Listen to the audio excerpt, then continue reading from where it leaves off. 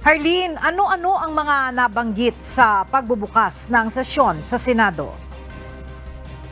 Ela sa kanyang talumpati, binigyang diin ni Senate President Francis Cheese Escudero na tututukan ng Senado ang pagpasa sa mga panukalang batas na magbibigay ginhawa sa buhay ng mga Pilipino.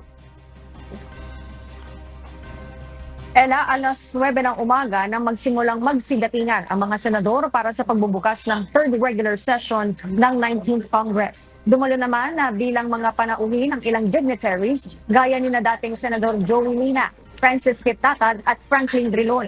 Ilang miyembro rin ng gabinete ang dumalo at ambassadors. Pasado alas 10 ng buksan ng sesyon sa plenaryo kung saan ilang resolusyon ang ipinasa gaya ng resolusyon na nagpapaalam sa Kongreso at kay Pangulong Ferdinand Marcos Jr. na mayroon ng quorum ang Senado at handa na ito sa joint session para saksihan ang ikatlong sona ng Pangulo. Sa kanyang talumpati, Ela, binanggit ni Escudero ang bahagi ng acceptance speech noong 1916 inuoy dating Pangulong Manuel Quezon kung saan inilahat nito ang mga gampani ng Senado. Kabilang narito ang pagtutok sa kalidad at hindi sa dami ng mga ipinapasang panukalang batas at pag-una sa bayan bago ang sarili. Kaya sa ilalim anya ng kanyang pamumuno, isasang tabi ang mga panukalang batas at issue na mag-aaksaya lamang ng kanilang lakas at maghahati sa publiko.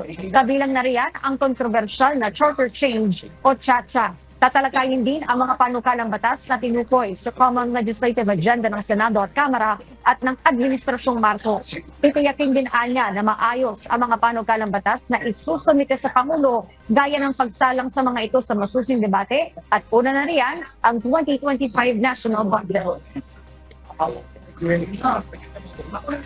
Sisiguraduhin po natin na pulido ang mga batas na makakarating sa labesa ng Pangulo. Pangunahin dito ang ating pagpapasya sa taunang budget. Dahil pinagpapawisan ng taong bayan ang buwis na pupondo dito at papasanin ng kanilang mga anak ang pambayad sa utang na pupuno dito, dapat lamang na ang trilyon-trilyong pisong bubunuin nila ay maghatid ng ginhawa sa kanilang buhay. Kailan nangako rin itong gagampanan ang tungkulin ng Senado na iimbestigahan ang mga irregularidad para itama ang mga maling polisiya.